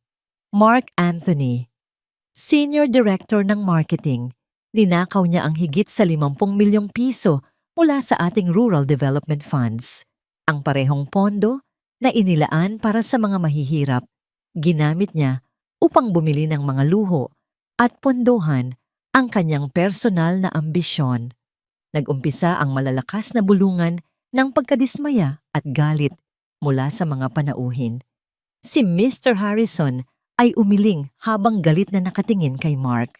Hindi yan totoo, sigaw ni Doña Aurora, na pilit tumatayo habang nanginginig. Kasinungalingan, ang manugang ko na ito ay sinisiraan lang ang anak ko dahil iniwan siya.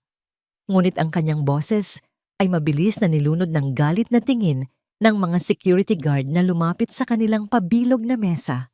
Tumingin si Alara ng direkta kay Mark mula sa entablado.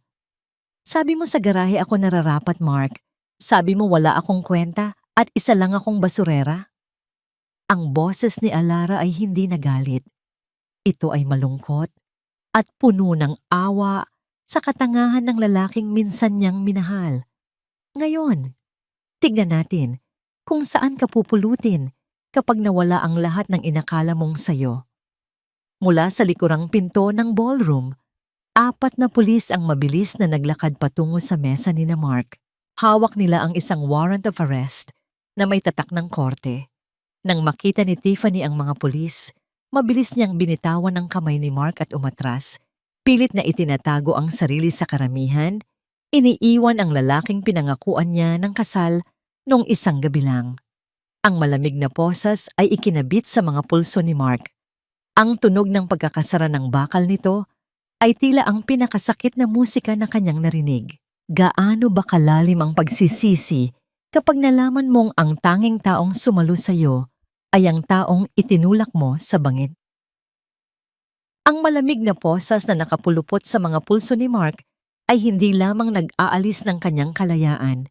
Ito ay sumisimbolo sa pagkasira ng lahat ng ilusyon ng kapangyarihan na kanyang iningatan. Habang hinahatak siya ng mga pulis palayo sa mesa, ang bawat mata sa loob ng malawak na ballroom ay nakatitig sa kanya. Wala nang bakas ng paggalang o paghanga. Tanging pandidiri at awa ang natira.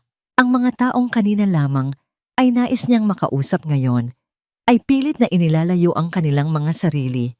Tila ba ang presensya ni Mark ay isang nakakahawang sakit? Hindi, teka. Alara, mag-usap tayo. Asawa mo ako. Sigaw ni Mark habang nagpupumiglas. Ang kanyang boses, na dati ay puno ng kayabangan, ngayon ay naging isang desperadong pagmamakaawa.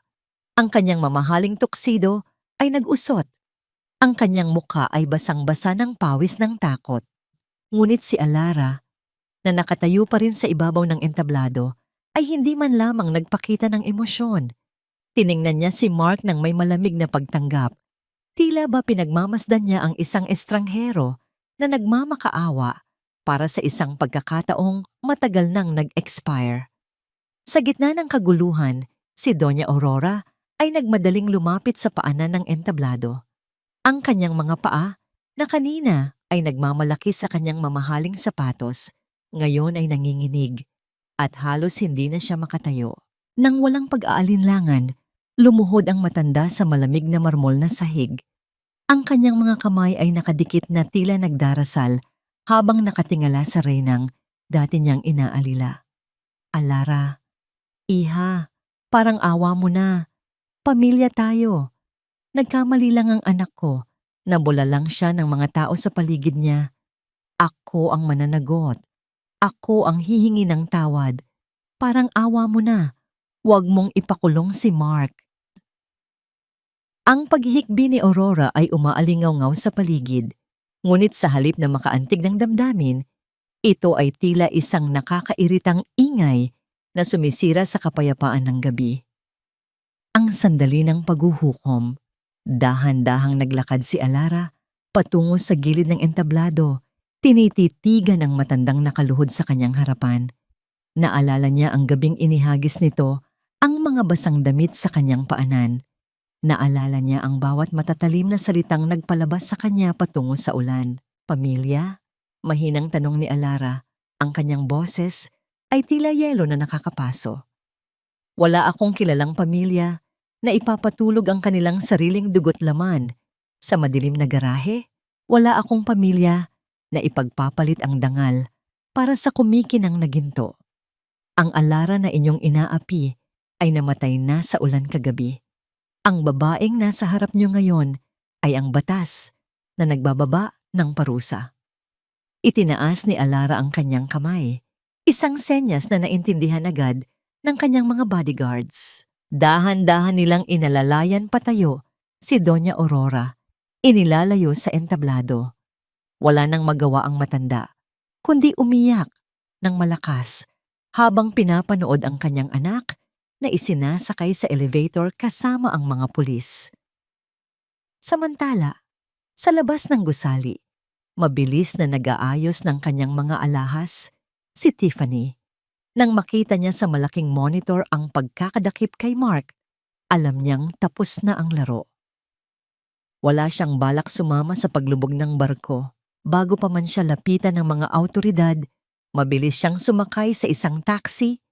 Iniiwan ng lalaking ipinagpalit sa kanya nang walang kahit anong paalam.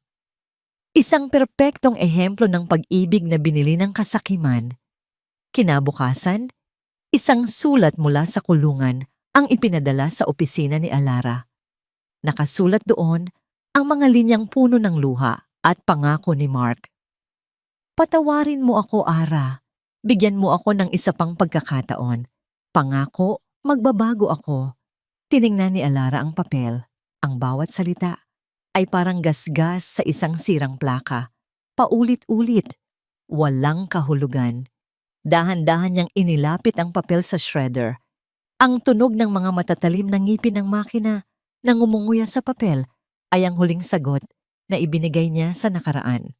Gaano kaya katagal bago matutunan ng isang tao na ang pagpapatawad ay hindi laging nangangahulugan ng pagbibigay ng isa pang pagkakataon? Ang paglaya ba ng isang biktima ay sapat na para sabihing tapos na ang laban? Isang malalim na paghinga ang pinakawalan ni Alara habang tumitingin sa labas ng kanyang opisina. Tapos na ang paghihiganti. Ngayon, kailangan na niyang simulan ang paghilom. 6 na buwan matapos ang naganap na Grand Gala, ang dating bahay ni Mark at Alara ay nakatayo pa rin, ngunit ang paligid nito ay hindi na katulad ng dati. Ang matataas na pader na nagtago sa pait at pangaapi ay dahan-dahang giniba. Sa lugar kung saan dating nakatayo ang madilim at malamig na garahe, naroon na ngayon ang isang malawak na hardin na puno ng mga namumukadkad na bulaklak. Ang amoy ng langis at alikabok ay pinalitan ng matamis na samyo ng mga rosas at sampagita. Nakatayo si Alara sa gitna ng hardin, nakasuot ng isang simpleng puting bestida, malayo sa kumikinang na gown na isinuot niya sa gabing iyon ng paghuhukom.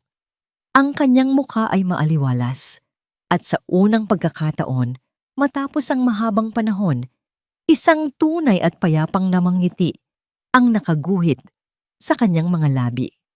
Sa kanyang tabi ay nakatayo si Nanay Isabel, na ngayon ay masigla at malusog, nakasuot ng maayos at disenteng damit na malayo sa manipis na damit ng isang labandera. Napakaganda ng ginawa mo rito, Iha, nakangiting wika ni Nanay Isabel habang minamasdan ng isang bagong tayong gusali sa tabi ng hardin. Ang gusali ay may malaking signage sa itaas. Sabel's Haven, a center for battered women and children. Ito ang naging pangako ni Alara sa sarili, na ang lugar na naging saksi sa kanyang pinakamalalim na sugat ay magiging kanlungan para sa mga taong naghahanap ng pag-asa. Lumapit si Alara at mahigpit na niyakap ang matanda. Ang pagyakap na hindi nagmumula sa utang na loob, kundi sa purong pagmamahal. Kayo po ang nagturo sa akin na kahit gaano kadilim ang gabi, palaging may umagang naghihintay, Nanay Isabel. Ito po ang pamana ng aking ama, at ito ang paraan ko para ipagpatuloy ang kanyang pag-ibig sa mga nangangailangan. Habang nag-uusap sila, isang lalaki ang dahan-dahang lumapit mula sa gate. May hawak itong isang basket ng mga sariwang punla ng bulaklak. Ito si Elias, ang matalik na kaibigan ni Alara noong sila ay nasa kolehiyo, bago pa man siya makilala at mapangasawa si Mark. Hindi siya isang milyonaryo, hindi siya isang maimpluwensyang tao. Isa lamang siyang simpleng landscape architect na palaging nakikinig sa mga pangarap ni Alara. Sana ay hindi ako huli sa pagtatanim, bungad ni Elias na may mahinahong nanangiti. Ang kanyang boses ay tila isang banayad na simoy ng hangin na nag-aalis sa huling bakas ng tensyon sa puso ni Alara. Kinuha ni Alara ang isang punla mula sa basket. Magkasama silang lumuhod ni Elias sa lupa. Ang mga kamay ni Alara, na dati ay nasusugatan sa paglalaban ng mga damit na marurumi ng ibang tao, ngayon ay nakabaon sa mayaman at mamasa-masang lupa ng kanyang sariling hardin. Habang dahan-dahan nilang itinatanim ang huling halamang rosas kung saan mismo nakatayo ang lumang higaan niya sa garahe, naramdaman ni Alara na ang huling latak ng sakit sa kanyang dibdib ay tuluyan ng natunaw at naging pataba para sa bagong buhay. Mabigat bang bitawan ang nakaraan, Ara? Mahinang tanong ni Elias habang pinapanood ang babaeng tahimik na nag-aayos ng lupa. Huminga ng malalim si Alara. Ang kanyang mga mata ay nakatitig sa munting bulaklak. Mabigat nung una, lalo na kapag inaakala mong utang mo ang iyong kaligayahan sa mga taong sumisira dito. Pero ngayon, alam ko na, hindi mo kailangang kalimutan ang sakit. Kailangan mo lang itong gamitin upang hindi na maulit ang parehong pagkakamali. Ngunit habang umiihip ang hangin at nagbibigay ng kapayapaan, isang itim na kotse ang huminto sa di kalayuan. Mula rito, bumaba si Attorney Reyes na may hawak na isang lumang kahoy na kahon Ang kanyang mukha ay seryoso. Ito ang huling bilin ni Don Victor, isang testamento na nakaselyo at binuksan lamang matapos maganap ang lahat ng itinakda ng tadhana. Ano kaya ang huling lihim na iniwan ng ama ni Alara? At paano makakaapekto ang katotohanan ito sa kanyang pag-unawa sa lahat ng hirap na kanyang pinagdaanan? Isang bagong kabanata ang naghihintay na magbukas, hindi na puno ng luha, kundi ng mga sagot sa mga tanong na matagal nang nabaon sa limot. Ang malakas at nakakapasong sikat ng araw ay tumatagos sa butas-butas na bubong ng isang maliit at mabahong barong-barong sa dulo ng syudad. Sa loob, nakaupo si Doña Aurora, ang dating mapagmataas na ginang. Wala na ang kanyang mga alahas at sutlang damit. Nakasuot siya ng isang kupas na duster. Ang kanyang mga kamay ay marumi at nanginginig habang nagbibilang ng ilang barya na kanyang nakuha mula sa pagbebenta ng basurang napulot sa kalye. Ang bawat sentimo ay tila isang malupit na paalala ng kayamanang minsang nasa kanyang mga palad, ngunit hinayaan niyang mawala dahil sa kasakiman. Sa isang maliit na radyong debaterya sa tabi niya, umaaling-awngaw ang boses ng isang news anchor. Ang dating executive ng Global Zenith na si Mark Anthony ay opisyal ng nasentensyahan ng 10 taong pagkakakulong dahil sa estafa at corporate sabotage. Samantala, ang CEO na si Alara Vance ay muling pinarangalan bilang isa sa mga pinakamaimpluwensyang pilantropo sa bansa. Ang bawat salita mula sa radyo ay parang mga kutsilyong humihiwa sa puso ng matanda. Pinatay niya ang radyo nang may matinding panggigigil, ngunit ang katahimikan na sumunod ay mas lalong nagbingi sa kanyang pandinig. Ang karma ay hindi na kailangan pang mag-ingay. Ang pamamalagi nito sa kanyang buhay ay isang tahimik ngunit walang hanggang pagdurusa. Milya-milya ang layo mula sa estero, nakatayo si Alara sa pinakatuktok ng Zenith Towers. Ang hangin sa itaas ay dalisay at malamig. Hinahaplos ang kanyang muka habang pinagmamasdan niya ang malawak na syudad na nakalatag sa kanyang paanan. Sa kanyang mga kamay ay hawak niya ang lumang kahoy na kahon na ibinigay ni Attorney Reyes, ang huling liham mula sa kanyang ama, si Don Victor. Dahan-dahan niyang binasa ang nilalaman ng sulat. Ang mga salita ay nakasulat sa pamilyar na kompas ng kamay ng matanda, puno ng pagmamahal at karunungan. Anak ko, Ara, kung binabasa mo ito, alam kong natapos na ang pinakamabigat na pagsubok sa buhay mo. Marahil ay galit ka sa akin dahil pinahintulutan kong maranasan mo ang sakit.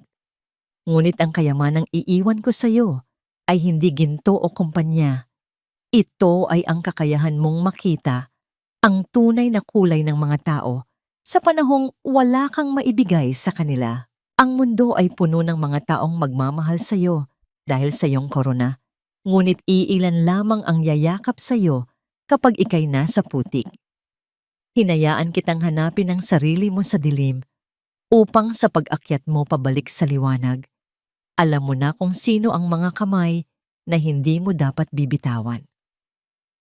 Ang Zenith ay hindi lang isang kumpanya. Ito ay ikaw. Matatag, nagpapatawad, ngunit hindi kailanman magpapatalo. Mahal na mahal kita. Ang iyong pagbangon ay ang pinakamagandang pamanang maiiwan ko.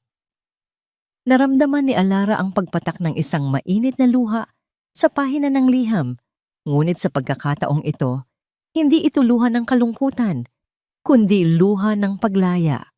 Naiintindihan na niya ang lahat. Ang bawat sakit na naranasan niya sa garahe ay hindi isang sumpa. Ito ay isang proseso ng pagpapanday. Ang ginto ay kailangang dumaan sa matinding apoy bago ito kumilos ng wagas. Isang hakbang ang narinig niya sa kanyang likuran. Si Elias ito, tahimik na naghihintay habang pinapanood siya. Lumapit ang lalaki at inabutan siya ng isang tasa ng mainit na kape. Walang malalim na salita o pangako ng walang hanggang pag-ibig. Tanging ang simpleng presensya ng isang taong nire-respeto ang kanyang katahimikan. Gusto mo bang bumaba na tayo?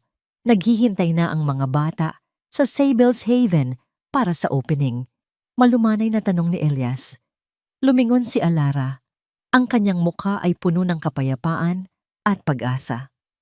Oo, Elias, tara na. Marami pa tayong bulaklak na itatanim.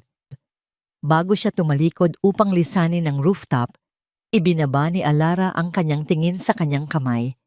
Ang singsing ng kanyang ina ay kumikinang sa ilalim ng araw, habang ang kupas at murang singsing na ibinigay ni Mark noon ay matagal nang nabaon sa ilalim ng lupa, kasama ng mga alaala ng isang mapait na nakaraan. Sa buhay ng isang babaeng nagmahal ng tapat, ang pinakamalaking tagumpay ay hindi ang makita ang kanyang mga kaaway na gumagapang.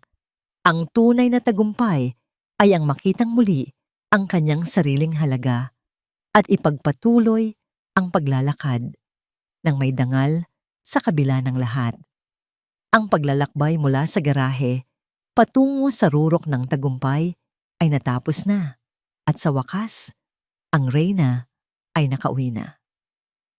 5 taon ang mabilis na lumipas na parang mga pahina ng isang lumang libro na tinatangay ng banayad na hangin.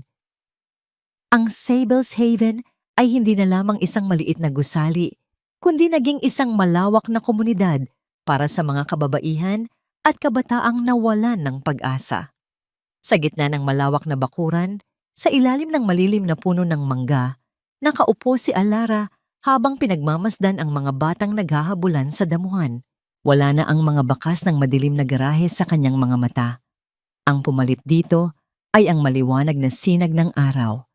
Natagpuan na ba niya ang kapayapaan? Ang sagot ay matatagpuan sa bawat kalmadong paghinga niya. Ang kanyang puso, na dati ay laging nakakulong sa takot at pangangamba, ngayon ay tumitibok sa isang payapang ritmo ng pagkakontento. Natutunan niyang ang tunay na kapayapaan ay hindi ang pagkakaroon ng perpektong buhay, kundi ang pagyakap sa mga pilat ng kahapon nang walang bigat sa dibdib. Sa piling ng mga taong tunay na nagmamahal sa kanya, kay Nanay Isabel na nagsilbing pangalawang ina, at kay Elias na naging tapat na kasama sa bawat pagtatanim ng bagong pag-asa. Napatunayan ni Alara na ang tahanan ay hindi isang gusali, kundi ang mga taong pipiliing manatili sa iyong tabi. Ngunit paano ang pagpapatawad? Minsan, habang nag-aayos siya ng mga lumang dokumento, nakita niya ang isang balita tungkol sa pagkasira ng isipan ni Mark sa loob ng kulungan at ang tuluyang pamamalimos ni Doña Aurora sa mga lansangan. Nang makita niya ito, walang galit o tuwa na namuo sa kanyang dibdib. Isang tahimik na buntong hininga lamang ang kanyang pinakawalan. Napatawad na niya ang mga ito. Napatawad niya sila, hindi dahil karapat-dapat silang makatanggap ng awa, kundi dahil karapat-dapat ang kanyang kaluluwa na makalaya mula sa tanikala ng puot. Ang pagpapatawad para kay Alara ay hindi ang pagtanggap muli sa mga nanakit sa kanya, kundi ang pagputol sa taling nag-uugnay sa kanilang nakaraan upang tuluyan siyang makalipad. Ano ang pinakamahalagang aral na iniwan ng kwentong ito? Ipinapaalala nito sa bawat kababaihan na ang pagsasakripisyo at pagiging martir ay hindi sukatan ng tunay na pag-ibig. Hindi mo kailangang sunugin ang iyong sarili upang magbigay ng liwanag sa taong hindi marunong magpahalaga sa iyong init. Ang tunay na yaman ng isang tao ay ang kanyang dangal, at kailanman ay hindi ito dapat ipagpalit sa anumang titulo, singsing o pangako ng walang hanggan. Ang pagbangon mula sa pang-aapi ay nagsisimula sa sandaling mapagtanto mo ang iyong sariling halaga. Bilang isang personal na pagtatataya at pagtatapos sa kwentong ito, ang naging paglalakbay ni Alara Vance ay isang obra maestra ng katatagan. Ipinakita niya na ang kalupitan ng mundo ay hindi sapat upang patayin ang kabutihan sa puso ng isang tao. Siya ay nagsilbing salamin para sa lahat ng mga pusong nasugatan, Isang paalala na ang mga reyna ay hindi palaging isinilang sa mga palasyo. Minsan, sila ay pilit na ibinabaon sa putik ng mga garahe upang sa kanilang pag-usbong, mas maging matatag at nagniningning ang kanilang korona. Ang diamante ay hindi kailanman mawawala ng halaga kahit natakpan pa ito ng alikabok. Kailangan lamang nitong hintayin ang tamang ulan upang muling magningning. At para kay Alara, ang ulan ay tumigil na at ang kanyang kinabukasan ay kasing liwanag ng bukas.